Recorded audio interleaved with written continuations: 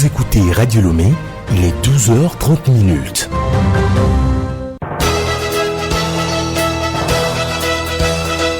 Le journal Hélène Assabi. Mesdames et messieurs, bonjour. Vous faites bien de choisir Radio Lomé à l'heure du grand journal de la mi-journée.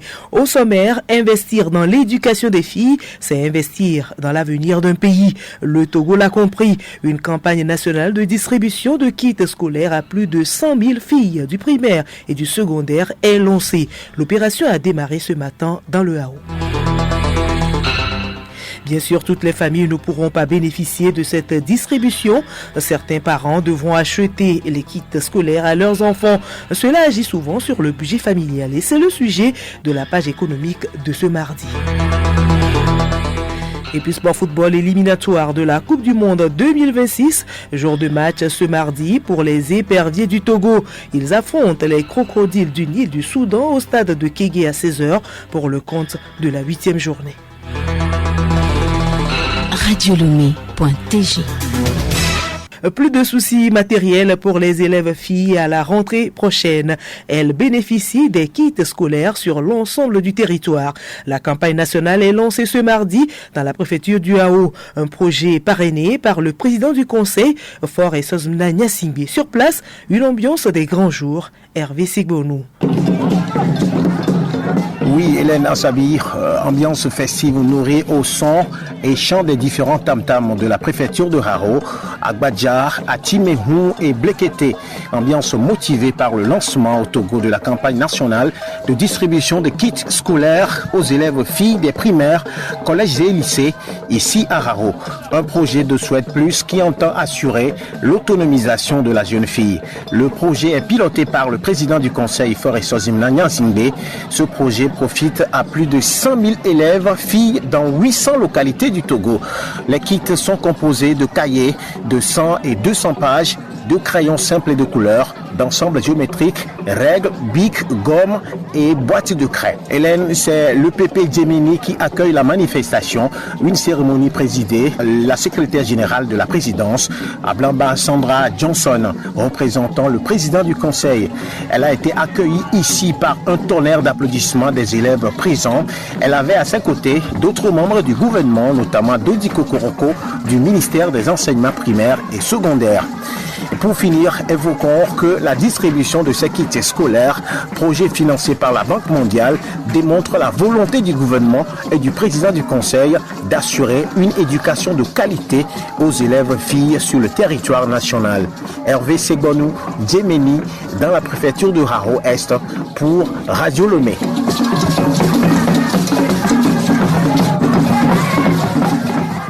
Merci à vous Hervé Segbonou. Et cette rentrée scolaire constitue un véritable casse-tête pour certains parents. Ont-ils le choix entre prioriser l'argent de la popote au détriment de l'achat des fournitures scolaires ou vice-versa? En tout cas, l'impact de la rentrée scolaire sur le budget familial, c'est le contenu de la page économique de ce jour. Léontina Togima. L'argent de la popote n'a même pas diminué ce mois-ci. Ça n'existe pas carrément. Parce que avec la rentrée des enfants et tout ce qui va, comme la cherté de la vie, l'argent de popote n'existe plus. Tout comme Nadège, bon nombre de dames de maison sont confrontées à cette situation en ce moment. L'unique raison, les préparatifs de la rentrée scolaire. Magloire Tchevi, parent, économiste. C'est normal que l'argent de la popote doit prendre le coup au profit de la rentrée. Parce que quand vous avez des engagements ou bien des dépenses à faire, il faut le faire par priorité. À ce moment précis où nous parlons, c'est la rentrée des enfants qui prennent le dessus. Donc on minimise un peu d'autres lignes de notre budget et on fait priorité à la rentrée. Une fois que vous avez satisfait la rentrée des enfants, vous êtes désengagé de tout ce qu'il faut pour que les enfants puissent faire une bonne rentrée ou continuer la vie de façon normale. Réussir la rentrée scolaire de ses enfants et assurer au même moment la popote relève d'une bonne organisation. La rentrée ne se prépare pas à un mois près. Une fois que vous avez mis votre enfant à l'école et qu'on a dit les vacances sont tombées, vous devez penser à la rentrée. Déjà à 3 mois de la fin de l'année, on doit déjà commencer par épargner de l'argent pour pouvoir faire face à la rentrée prochaine. Sinon, on serait toujours embêté par les situations de la vie chère. Le temps ne va pas nous attendre. C'est nous qui devons courir derrière le temps en faisant une bonne planification par rapport à notre vie. Benjamin Franklin dit, si vous ne planifiez pas, vous planifiez l'échec. Partant d'élèves, beaucoup de courage. Et en attendant la rentrée scolaire, les enseignants ont déjà effectué leur rentrée pédagogique. Une semaine de préparation avant l'accueil des élèves prévu dans quelques jours. Ambiance et enjeux à Kpendial avec notre correspondant Sylvain Bassabi Labodja. Pendant 5 jours, les acteurs du système éducatif, personnel administratif et enseignants se réunissent pour préparer la prochaine rentrée des classes. Objectif, prendre toutes les dispositions nécessaires pour accueillir les élèves dans les meilleures conditions. Écoutons Yao Tinyakou, chef de l'inspection de l'enseignement préscolaire et primaire de la préfecture de Kpendial. Durant cette semaine, il y a des activités vraiment que nous allons mener. Il y a les modules concernant la semaine pédagogique. Ça veut dire que c'est juste pour renforcer la capacité des chefs d'établissement sur la gestion des écoles et autres. Ce matin, nous avons fait les missions des chefs d'établissement. Après tout, nous avons vu l'éthique et la déontologie du métier d'enseignant. Nous avons vu les évaluations, la préparation des classes et autres là.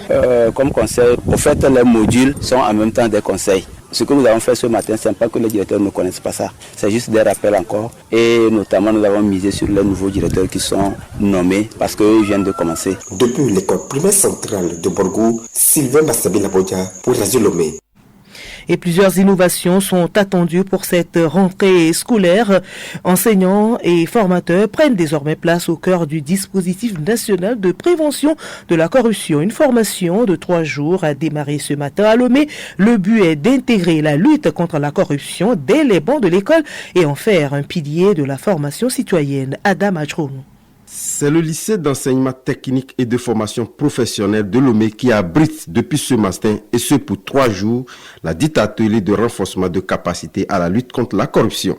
Initié par la Haute Autorité de Prévention et de la lutte contre la corruption et les infractions assimilées à Plusia, il a pour objectif de doter des inspecteurs, enseignants et formateurs de divers ordres d'enseignement d'outils pédagogiques pour promouvoir les valeurs d'intégrité, de transparence et de redevabilité dans les milieux scolaires et de formation. Il s'inscrit dans la phase pré-test qui permettra d'expérimenter sur le terrain les contenus élaborés, d'évaluer leur pertinence et leur faisabilité avant une généralisation progressive à l'échelle nationale.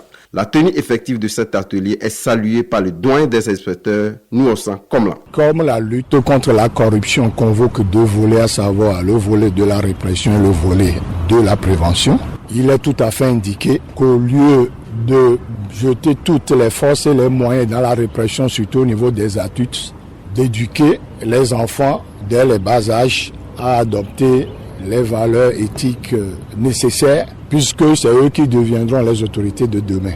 Et donc, naturellement, les écoles sont plus indiquées comme lieu pour commencer cette sensibilisation et cette construction de la personne humaine. Prenant la parole lors de la cérémonie d'ouverture, le président de Aplusia, M. Abba Kimela Balou, a insisté sur le changement de paradigme dans la lutte contre la corruption. Ce que nous engageons ici n'est pas une initiative ordinaire, mais un projet structurant, fondateur et résolument novateur. Institutionnaliser l'éducation à l'intégrité dès les bancs de l'école, en faire un pilier de la formation citoyenne et inscrire durablement dans nos sociétés la culture du mérite, de la probité et de la responsabilité. Aplusia réaffirme ainsi, à travers cet atelier, son engagement à impliquer tous les secteurs de la société dans la lutte contre la corruption et place l'éducation au cœur de cette stratégie. L'intégrité semée à l'école, c'est la corruption vaincue dans la société. Écoutez Radio Lomé et vous avez tout le Togo dans votre maison.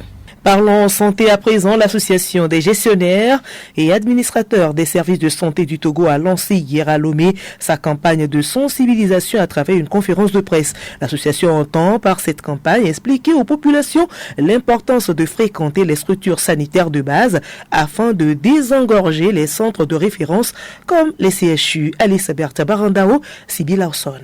Garantir à chaque citoyen un accès équitable et rapide à des soins de santé de qualité. C'est l'objectif que s'assigne l'association des gestionnaires et administrateurs des services de santé du Togo à Gasto. Parti d'un constat de terrain qui montre un flux de patients qui envahissent plus les grands centres de santé, délaissant les formations sanitaires de base, l'association ambitionne donc de faire de cette campagne un véritable levier de transformation du secteur de la santé au Togo.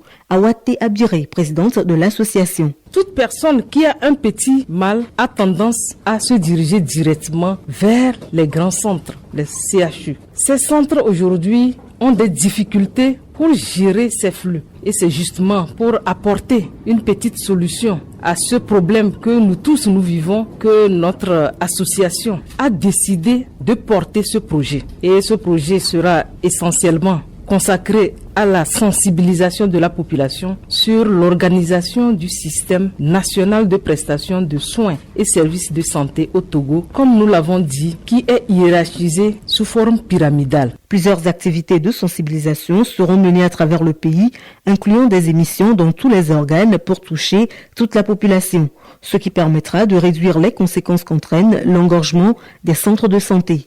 Niga Gustave, secrétaire général de Agasto. Les gens crient à gauche et à droite que nos formations sanitaires n'arrivent pas à bien accueillir. Alors que si on respectait cette pyramide sanitaire en matière de l'offre de soins, vous allez voir que au niveau des formations sanitaires ayant un niveau élevé, je veux parler des CHU, il y aura moins de personnes à prendre en charge parce que ce sont des structures qui sont essentiellement chargées de ne prendre en charge que des cas référencés. C'est-à-dire que ça dépasse les formations sanitaires qui ont un plateau technique moins élevé. C'est eux seulement qui doivent référencer vers les CHU. Ça va faire en sorte que les patients seront bien pris en charge au niveau tertiaire, c'est-à-dire au niveau des CHU. Et nous poursuivons avec l'actualité sur le plan international. Le Conseil constitutionnel ivoirien vient de publier la liste définitive des candidats retenus à l'élection présidentielle du 25 octobre prochain. 5 candidatures sont retenues. Celles de Tidjane Thiam et Laurent Gbagbo sont rejetées. Le chef de l'armée de résistance du Seigneur, Joseph Kony, en cavale depuis 20 ans, fait l'objet d'un procès. L'audience s'ouvre aujourd'hui à la CPI. Il doit répondre de 39 chefs d'accusation de crimes de guerre et de crimes contre l'humanité commis entre le 1er juillet 2002 et le 32 décembre 2005 dans le nord de l'Ouganda. Et puis au Népal, le Premier ministre annonce sa démission ce mardi après des manifestations meurtrières. La répression a fait 19 morts et des centaines de blessés dans le pays. À l'origine de la colère, la suspension des réseaux sociaux accusés par le gouvernement d'attiser les tensions. Sport football, le Togo s'oppose au Soudan ce mardi à 16h au stade de Kégué. Un match des 8e journées des éliminatoires au cours duquel les éperviers auront à cœur de gagner devant leur public. Solim Léon. Déjà éliminés de la course à la qualification à la Coupe du Monde 2026, les éperviers du Togo doivent chercher la rédemption devant le public sportif togolais. Cela passera inévitablement par une victoire, première du genre dans ces éliminatoires. L'adversaire du jour, les crocodiles du Nil du Soudan. Un match important dans la poule B. Le Soudan, actuel 3e, peut, en cas de victoire, recoller au duo de tête composé de la RD Congo et du Sénégal. En 2 confrontations entre le Togo et le Soudan, les deux n'ont pu se départager 2 matchs nuls, 1 but partout, enregistrés lors des 2 oppositions. Tous donc au stade de Kégué cet après-midi à 16h pour pousser les éperviers à la première victoire dans ces éliminatoires. La rencontre Togo-Soudan sera retransmise en direct sur les ondes de Radio Lomé à partir de 15h45. Toujours ce mardi, dans cette poule B, la lutte pour la première place va opposer la RD Congo à domicile au Sénégal. Les deux nations sont respectivement première et deuxième. La Mauritanie reçoit le Soudan du Sud, dernier du groupe, ce mardi. Autre rencontre ce mardi pour cette 8e journée, à 13h, Tanzanie-Niger, Namibie, Sao Tomé et Principe, Kenya-Seychelles, Zimbabwe, Rwanda, puis Sierra Leone, Éthiopie. À 16h, Afrique du Sud, Nigeria, Burkina Faso, Égypte, Cap-Vert, Cameroun. À 19h, Gambie, Burundi, Gabon, Côte d'Ivoire, Angola, Maurice, Bénin, Lesotho. Déjà hier, la Zambie a perdu 0 but contre 2 pour le Maroc. C'est sur ce même score de 2 buts à 0 que le Mozambique, l'Ouganda, la Guinée-Bissau et la Libye ont pris le dessus respectivement sur le Botswana, la Somalie, le Djibouti et Eswatini. La Tunisie a épinglé la Guinée équatoriale 1-0. Guinée et Algérie font match nul, 0 but partout. Malawi et Libéria font aussi match nul, 2 buts partout. Madagascar étrille le Tchad 3-1. Puis le Ghana reprend les commandes du groupe I après sa courte victoire 1-0 face au Mali.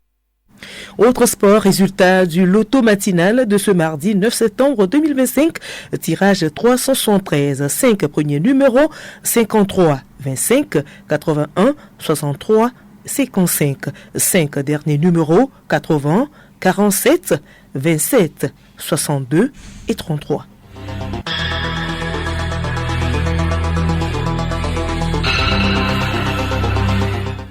Voilà, ce journal s'achève. Merci à vous de l'avoir suivi. Le rappel des titres. Investir dans l'éducation des filles, c'est investir dans l'avenir d'un pays. Le Togo l'a compris, une campagne nationale de distribution de kits scolaires à plus de 100 000 filles du primaire et du secondaire est lancée. L'opération a démarré ce matin dans le Hao et toutes les familles ne pourront pas bénéficier de cette distribution. Certains parents devront acheter les kits scolaires à leurs enfants. Cela agit souvent sur le budget familial et c'était le sujet de la page économique de ce mardi.